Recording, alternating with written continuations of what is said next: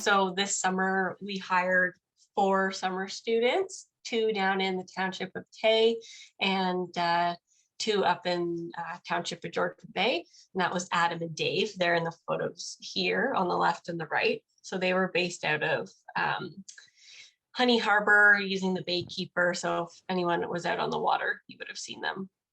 If I can move that. There we go. So here I have a map. 1 second. There we go. So I included Cognashene as well as the surrounding areas here, just to show sort of what's going on around Cognashene as well, because we know that Phragmites knows no boundaries. So whatever's going on in Cognashene can be affected by the surrounding areas. So at the top here, there's a couple sites around Georgian Bay, and then we go all the way to the bottom, Wolverine Beach and Macy's Bay, and Cognashene is here in the middle. And then you could see sort of the darker green landmarks are Parks Canada, Ontario Parks, and there are some First Nations areas around. So I haven't included any sites on that land because we don't manage it, but as you guys probably know, Beausoleil is pretty infested on the one shoreline. They were working there this year. They got trucksaws there, but it's going to be quite a few years of work going on there.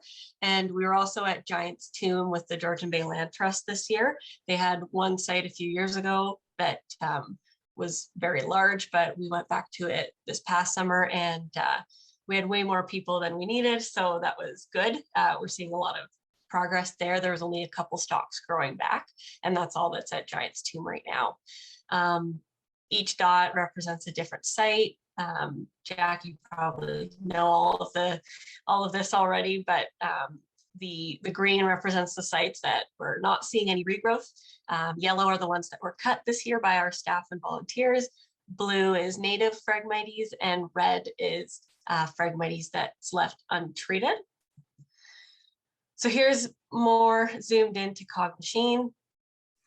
We have a total of 32 sites. That's not including the native sites. I think we have 1, 2, 3, 4, 5, 6, 7 native sites in Cognashene. So 32 invasive. We're at 100% control. So what I mean by that is both the green and the yellow. The students only had to cut a few sites this year. They found one new site, and it's over here by Birchall Island. And it was 4 stalks. It was cut immediately just from the edge of the boat. As you can see, there's no red sites, meaning there's nothing left untreated. So it's in great shape. About 80% of it is in that monitoring or eradicated stage.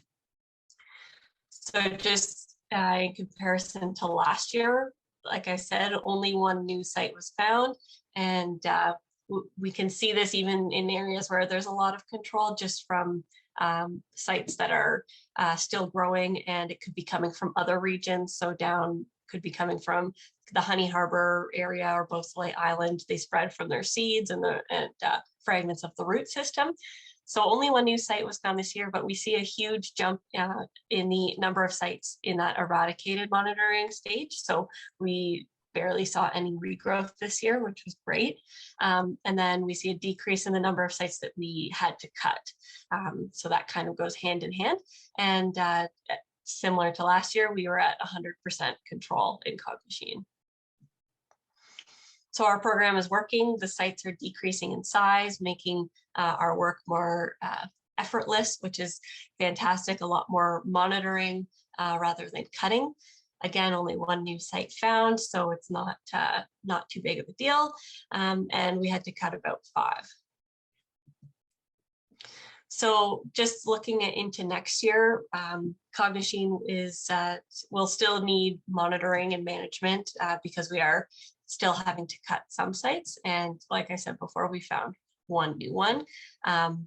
But I would say this year we probably spent a total of 5 to 6 days in Cognashene. So as you guys know, lots of islands, lots of shorelines. So a lot of time was spent monitoring all of those spots.